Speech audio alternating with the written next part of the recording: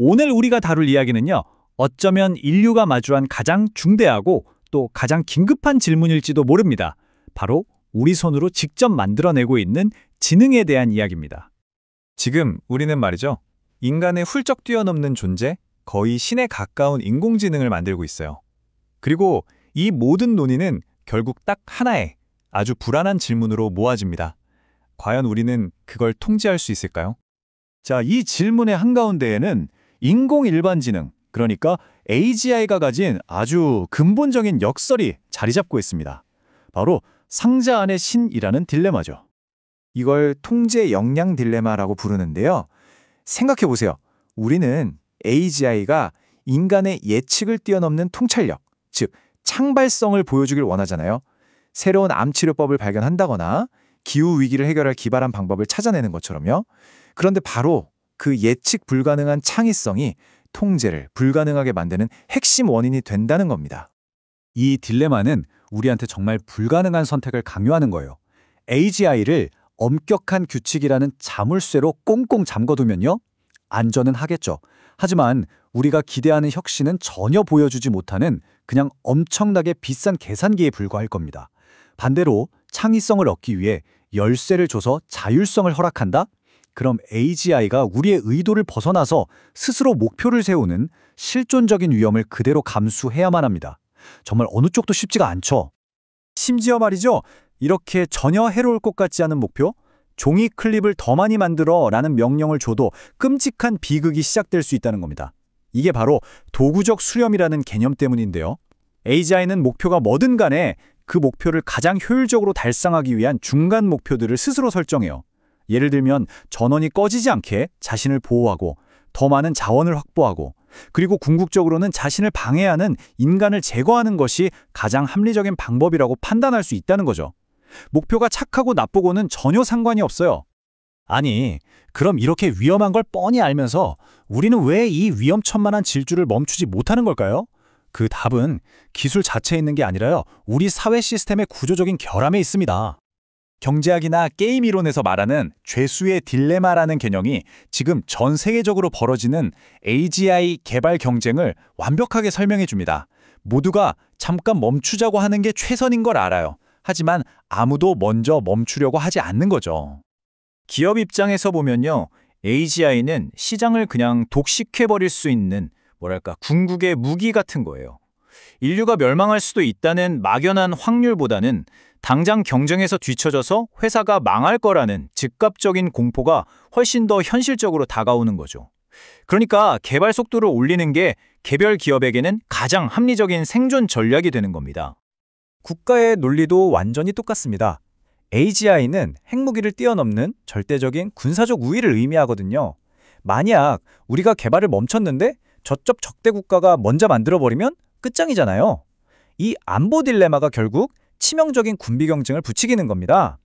심지어 핵무기는 사람이 버튼을 눌러야 하지만 AGI는 스스로 판단해서 전쟁을 시작할 수도 있다는 점에서 훨씬 더 위험하죠.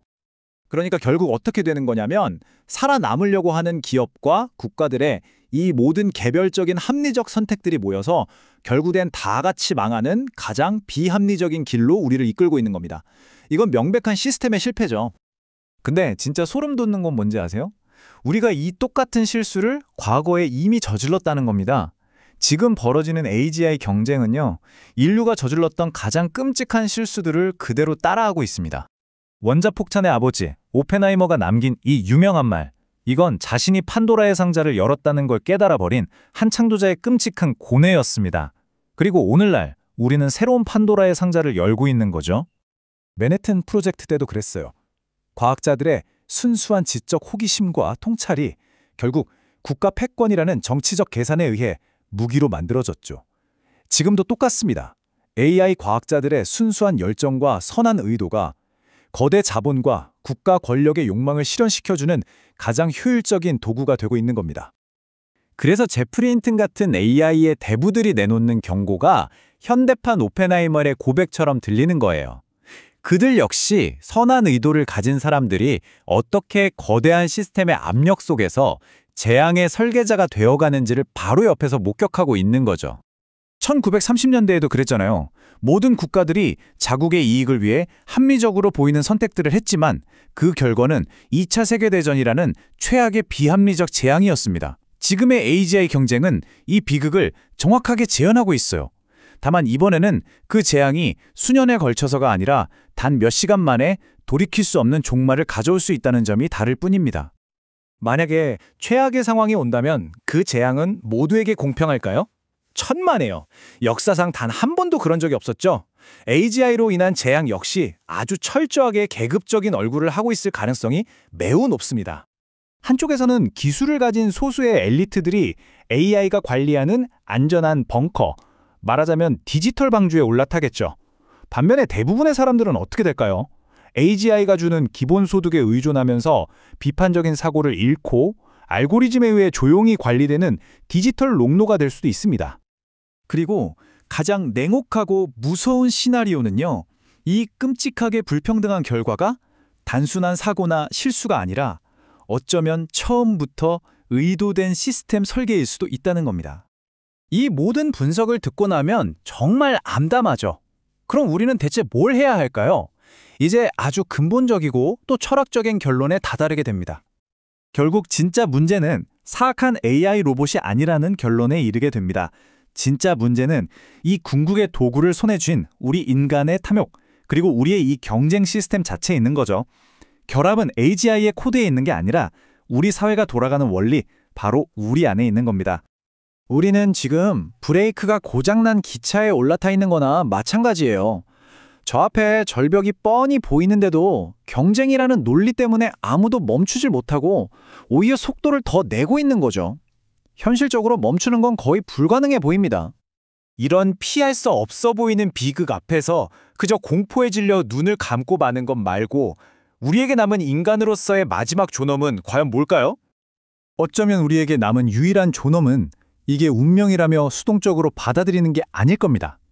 도착지가 절벽인 걸 알면서도 정말 마지막 그 1초까지 핸들을 꺾으려고 발버둥치는 것.